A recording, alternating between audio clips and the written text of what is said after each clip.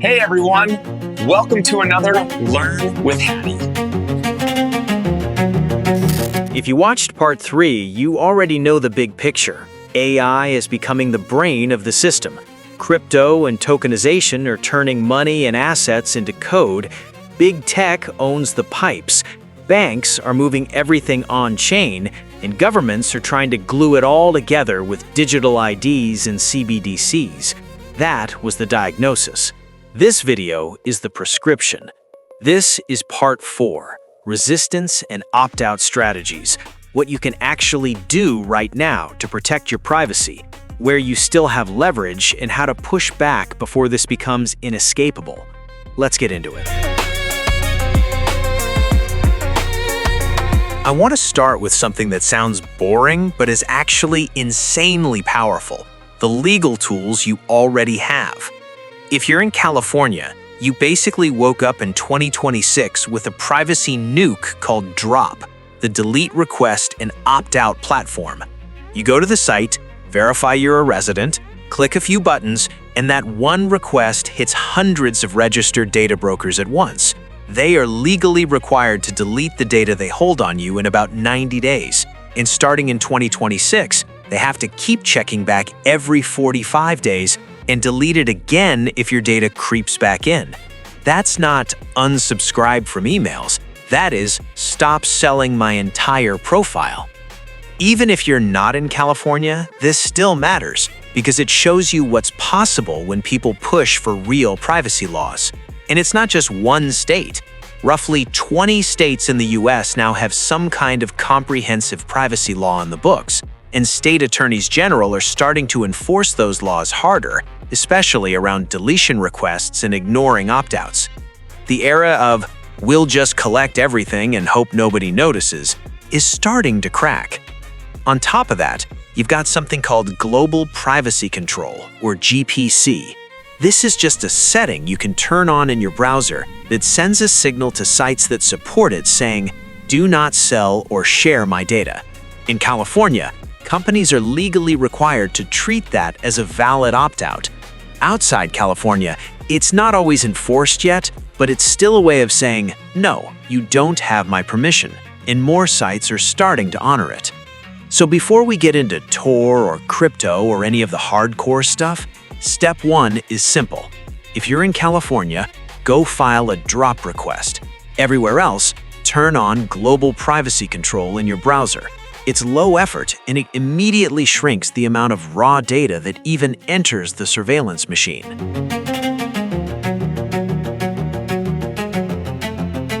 Now let's talk about the battlefield that really matters: your money. In part 3, we talked about CBDCs and programmable money as the control layer.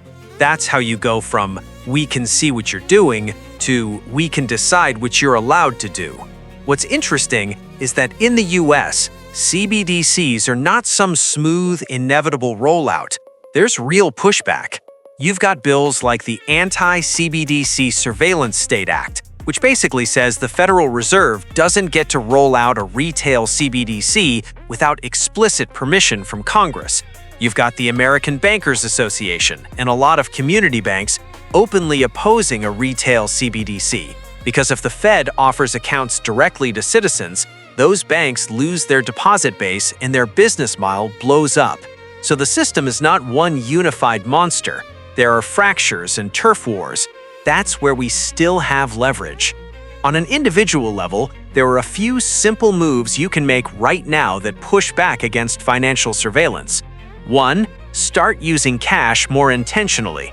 I'm not saying you have to become the only cash, never card guy, but get used to withdrawing cash and using it for local purchases. Every cash transaction is one that never hits a ledger with your name, your location, and a timestamp on it. 2. If you can, build relationships with community banks or credit unions instead of just parking everything in the largest systemically important banks. A lot of smaller institutions are more skeptical of a retail CBDC and more worried about the privacy implications. Supporting them strengthens the side that doesn't want a fully centralized money system. And 3, at least understand that privacy coins exist.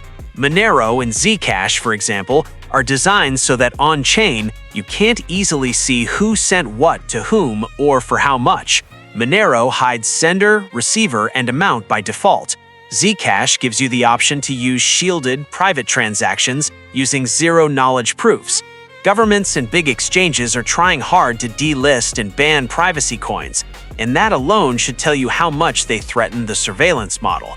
I'm not telling you to run out and buy them. I'm saying know that tools for financial privacy exist, so if we ever get to the point where CBDCs are mandatory, you are not mentally trapped into thinking there are no alternatives.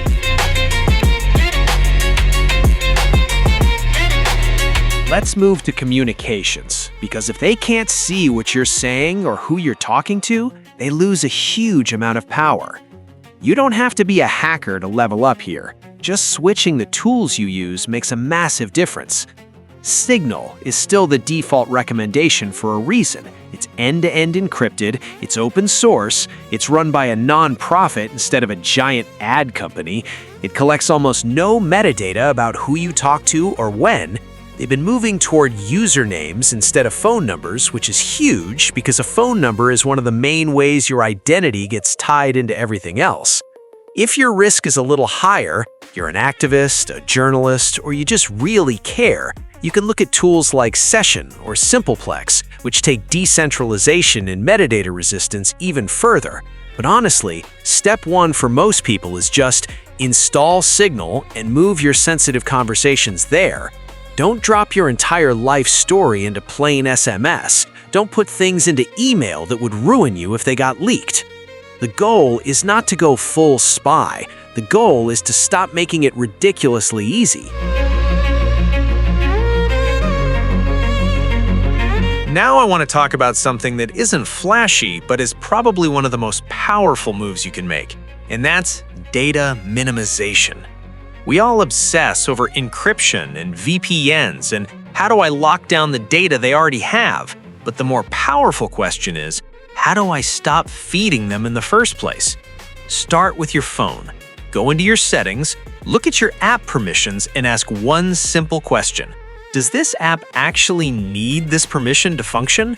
You'll see weather apps with your precise location, random tools with access to your microphone, games that want your contacts list. That's not about functionality, that's about building a profile. If an app doesn't genuinely need your location, turn it off. If it doesn't need your microphone or your camera, turn those off too. You don't have to be extreme about it. Just stop giving blind trust to every app that pops up a permission box. Next, start using aliases and burner emails. Services that let you generate unique email addresses for each site mean that if one company leaks or sells your info, you can just kill that alias and move on. It fragments your digital identity so companies can't as easily glue all your profiles together. And then just be intentional about what you post. You don't have to delete your entire online history, but maybe don't broadcast your real-time location, your workplace, and your full social graph constantly. Future you might appreciate that. You're not trying to be invisible. You're making surveillance more expensive. You're making them work for it. Let's talk about AI, because this is one a lot of people miss. One of the ways they're building this future infrastructure is by feeding all of our data into AI models, our posts, our images, our messages, and most of the time, we are opted in by default. The good news is, after a lot of pushback, some platforms are starting to give you real opt-out switches. For example, with ChatGPT and similar tools, you can go into your account settings and disable the option that says your data can be used to improve the model. For Microsoft 365, Word, Excel, Outlook, you can go into the privacy settings and turn off the experiences that analyze your content. Platforms like Substack and WordPress are adding options to say, do not use my content for AI training. If you run your own website, you can even add machine-readable signals like robots.txt that tell AI crawlers to stay away from your content. It's not a perfect system yet, not everyone respects it, but it's a start, and more legal cases are emerging that will force companies to actually listen. If everyone leaves those toggles on, the future models get trained on all of us by default. If enough people shut them off, you slow down how much raw human behavior gets vacuumed into these models, and you send a very clear message about consent. So sometime this week, go into the tools you use most, AI tools, office suites, creative platforms, and hunt for the training, data sharing, or improve the model switches. Turn off anything that turns your content into free fuel. Now, let's hit the data brokers, because these are the people quietly selling your life to anyone with a budget. Data brokers are companies that aggregate everything about you: public records, purchase history, location traces, scraped social media, and then package that up for advertisers, insurers, law enforcement, whoever pays. That's why random sites can know so much about you instantly. They just buy it. Again, if you're in California, Drop gives you a way to blast deletion requests to hundreds of these brokers in one shot. That's step one. But even if you're not in California, or you want an extra layer, there are services built specifically to fight this. Aura, for example, scans over 200 data broker and people finder sites, automatically sends removal requests, and keeps rescanning to see if your data pops back up. Optory combines automation with human follow-up and can remove you from anywhere between around 100 to several hundred brokers, and they even have a free plan that at least shows you where you're exposed. There are others like Delete Me and Incogni that do a similar thing. None of these are magic. Some brokers drag their feet, some re-add your info later. That's why the rescans matter and why people tend to keep these subscriptions going. But you're still cutting off a huge chunk of the fuel that powers the profiling and the targeting. Think of it like paying for a VPN. It's not sexy, but it hits the surveillance economy where it hurts. One thing I really want you to understand is that you are not alone in this fight. There are organizations and communities already pushing back in concrete ways. In 2025, more than 30 privacy and civil rights groups, think EFF, ACLU, Amnesty, sent letters to major US universities telling them to stop turning campuses into surveillance zones. They called out things like facial recognition, mass monitoring of protests, and automated tracking of students. That's not just complaining online. That's organized pressure on institutions to dismantle surveillance infrastructure. At the same time, you've got groups like the Internet Society and various civic organizations helping towns and cities build their own broadband networks. These are community-owned fiber networks where the city or a local cooperative controls the infrastructure instead of just handing it all to a mega ISP. That doesn't automatically fix privacy, but it gives communities leverage. It means they get to decide how data is handled instead of just accepting whatever the largest corporation decides. So yeah, your personal settings matter, but supporting these bigger moves multiplies your impact. Donating to, sharing, or volunteering with organizations that are fighting surveillance in court, lobbying for better laws, or building alternative infrastructure is just as much a resistance strategy as installing Signal. Now, I want to give you a simple way to think about all of this, so it doesn't just feel like a random list of tools. That's where a threat model comes in. A threat model sounds intense, but it's really just a fancy way of saying, what am I actually worried about, and what am I going to do about it? You can start with 5 questions. First, what am I actually trying to protect? Is it your identity, your location, your finances, your conversations, your political beliefs, your relationships? Different people will answer that differently. Second, who am I trying to protect it from? Is it advertisers, data brokers, random hackers, your employer, an abusive ex, or a government agency? Third, how likely is it that this threat really applies to me? If you're not a journalist or dissident, your immediate government threat might be lower than your corporate surveillance threat. If you're organizing protests, that flips. Fourth, how bad is it if I fail? Getting targeted ads is annoying. Getting doxxed, fired, or prosecuted is a different level. And fifth, how much friction am I actually willing to live with? Some people love running everything through Tor and using hardened Linux distros. Most people are not going to stick with that, and that's fine. Once you have those answers, you can match tools to your actual life instead of just hoarding apps. If your main concern is corporate tracking, your stack might be use Signal, turn on gPC, clean up app permissions, use a privacy-respecting browser, and run a data broker removal service. If your main concern is state surveillance, you might add Tor, more aggressive encryption, maybe separating identities entirely. If your concern is financial freedom, you'll care more about the cash, the banks you choose, and understanding privacy coins. You don't have to go from zero to ghost. You just have to be private enough for your actual threat model.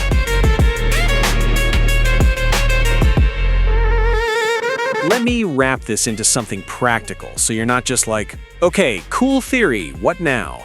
Here's your 80-20 plan. This week, install Signal and move your important conversations there. Turn on global privacy control in whatever browser you actually use, do a quick permissions audit on your phone, and cut off the obviously unnecessary access. And if you're in California, go file that drop deletion request and start nuking your data from broker databases.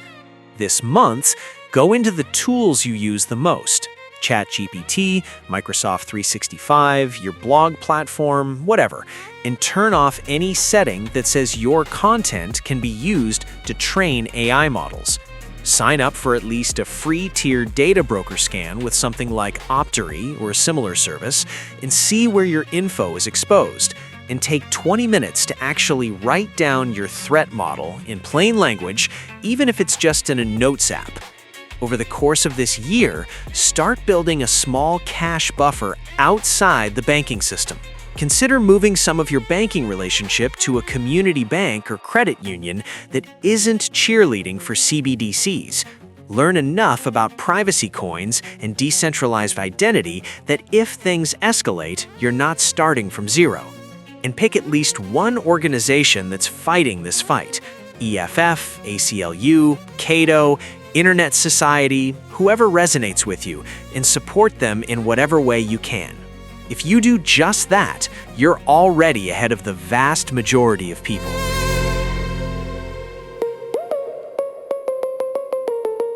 Here's the thing I want to leave you with. Surveillance systems only feel inevitable when nobody resists them. Every time you withdraw cash instead of tapping your phone, every time you use Signal instead of unencrypted text, every time you deny a sketchy permission request, opt out of AI training, or rip your profile out of a data broker's database, you're shifting the asymmetry a little bit back in your favor. You won't get to perfect.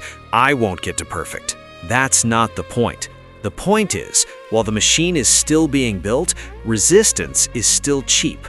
A few toggles, a few new habits, and a few intentional choices go a long way. In a few years, those same choices might not be on the table. So if this helped you, if it made you think, if it gave you at least one concrete thing you can do this week, let me know. Drop a comment with one change you're going to make and what your personal threat model looks like. Are you more worried about corporate tracking, governments, or something else? As always, stay vigilant and keep learning.